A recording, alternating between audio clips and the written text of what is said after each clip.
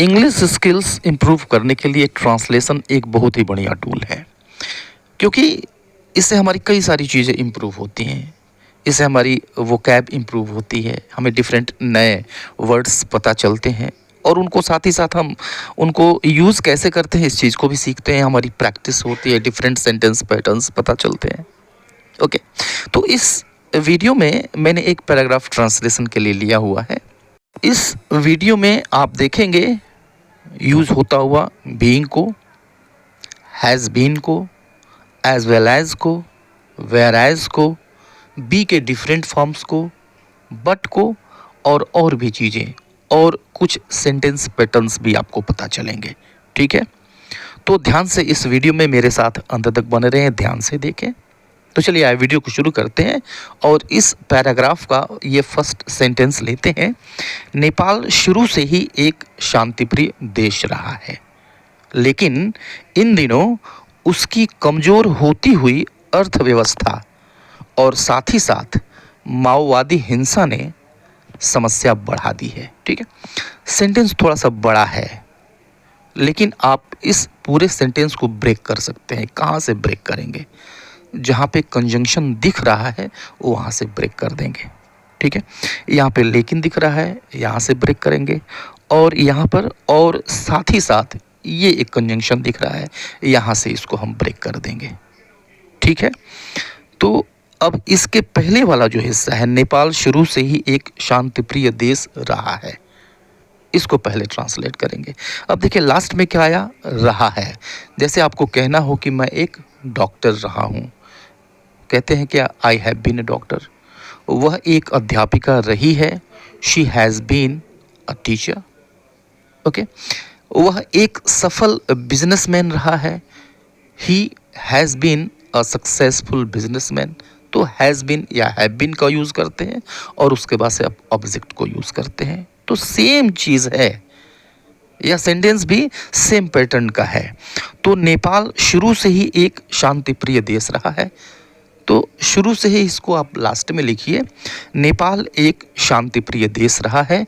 Nepal has been, Nepal रहा है और क्या रहा है, अ पीस लविंग कंट्री, एक शांतिप्रिय देश शुरू से ही, from beginning. Nepal has been a peace loving country from the beginning. ठीक है, अब ये हो गया। अब दूसरे पार्ट पे आइए, लेकिन इन दिनों उसकी कमज़ोर होती अर्थव्यवस्था और साथ ही साथ माओवादी हिंसा ने समस्या बढ़ा दी है। ठीक है, तो अब लेकिन ये तो कंजंक्शन हो गया, इसके लिए बट को यूज़ करेंगे और यहीं यूज़ करेंगे।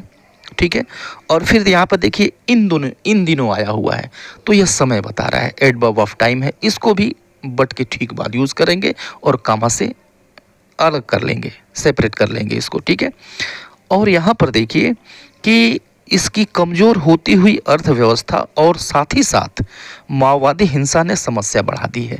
तो समस्या बढ़ा दी है, प्रेजेंट परफेक्ट टेंस। ठीक है, समस्या बढ़ाई है, किस चीज़ ने समस्या बढ़ाई है? तो दो चीज़ें यहाँ पर दी हुई हैं जिन्होंने समस्या बढ़ाई है। एक तो है कमज़ोर होती हुई अर्थव्यवस्था और दूसरी चीज़ है माओवादी हिंसा। ये दोनों ही सब्जेक्ट हैं और ये दोनों जुटे हुए हैं आपस में, किससे? और साथ ही साथ इससे जुटे हुए हैं। तो और साथ ही साथ इसकी इंग्लिश होती है एज वेल एज। तो सबसे पहले लिखिए बट, लेकिन इन दिनों, दीज डेज, इसकी कमज़ोर होती हुई अर्थव्यवस्था। तो कमज़ोर होती हुई अर्थव्यवस्था इसको कैसे लिखेंगे?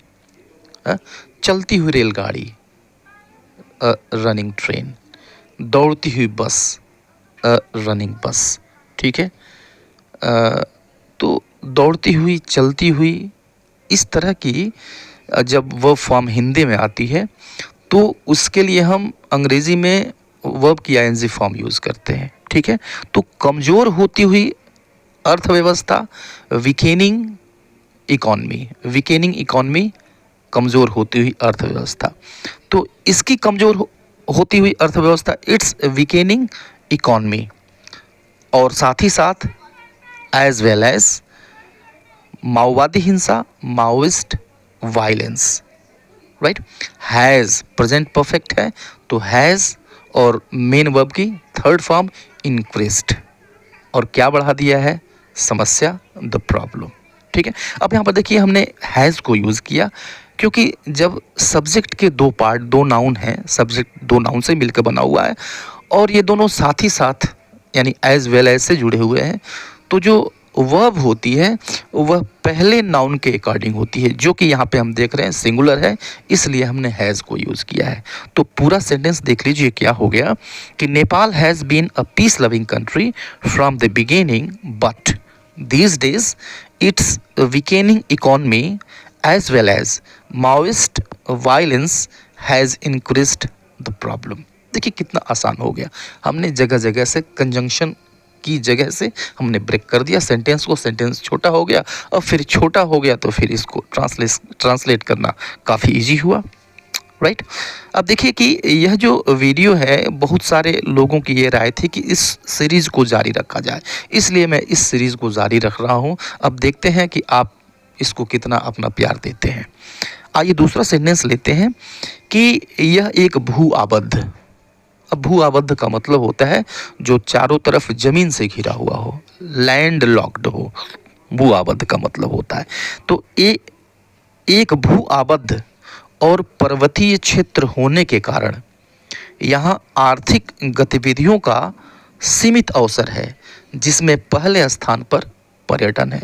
यह सेंटेंस भी थोड़ा सा लंबा है। अब देखिए इसको कहाँ कहाँ से हम ब्रेक करेंगे। ठीक है, एक तो कंजंक्शन यहाँ पर दिख रहा है जिसमें, यहाँ से आप ब्रेक कर दीजिए। ठीक है, और दूसरा है यह जो हिस्सा है एक भू आबद्ध और पर्वतीय क्षेत्र होने के कारण। अब चूंकि यह पूरा का पूरा फ्रेज है, कारण बता रहा है होने के कारण, तो यहाँ पे समझ जाइए कि बीइंग को यूज़ करेंगे। ठीक है, कमज़ोर होने के कारण बीइंग वीक, कमज़ोर होने के कारण बीइंग वीक, गर्म होने के कारण बीइंग हॉट, राइट। तो इस तरह से बीइंग को यूज़ करेंगे यहाँ पे।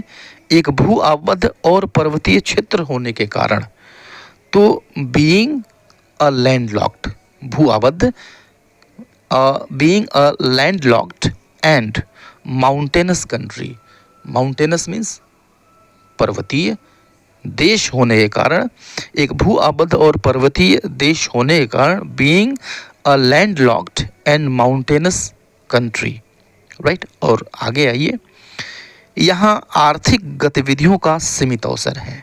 ठीक है, तो it has a limited chance of economic activities, यहाँ आर्थिक गतिविधियों का सीमित अवसर है। It has a limited chance of economic activities, right.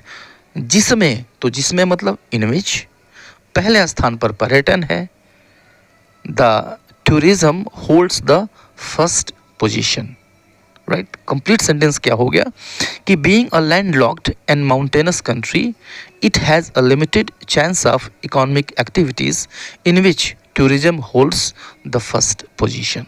देखिए ये भी काफ़ी इजीली ट्रांसलेट हो गया।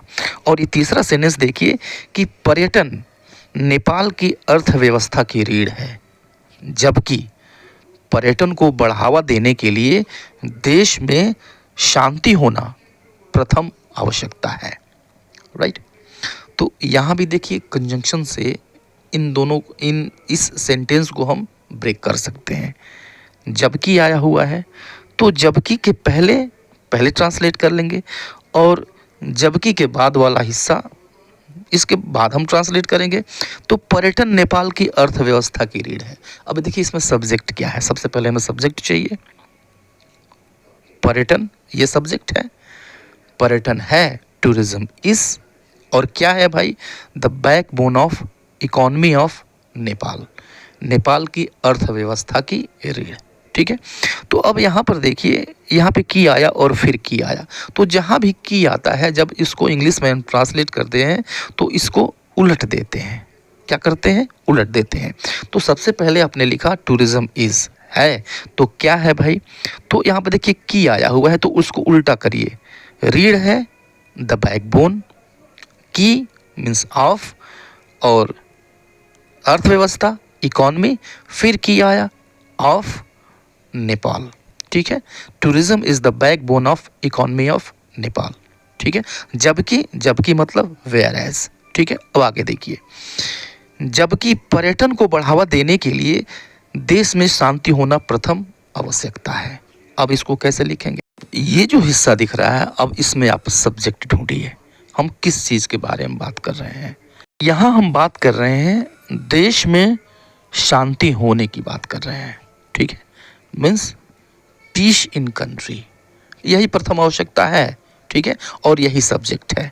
तो पीस इन कंट्री, देश में शांति होना, इज द फर्स्ट रिक्वायरमेंट, प्रथम आवश्यकता है। किस लिए भाई? टू प्रमोट टूरिज्म, पर्यटन को बढ़ावा देने के लिए। पूरा सेंटेंस क्या हो गया कि tourism is the backbone of economy of Nepal, whereas peace in country is the first requirement to promote tourism, right. तो आपने देखा कि कितनी आसानी से ये तीनों सेंटेंसेस, ये पूरा का पूरा पैराग्राफ ट्रांसलेट हो गया। हमने किया क्या?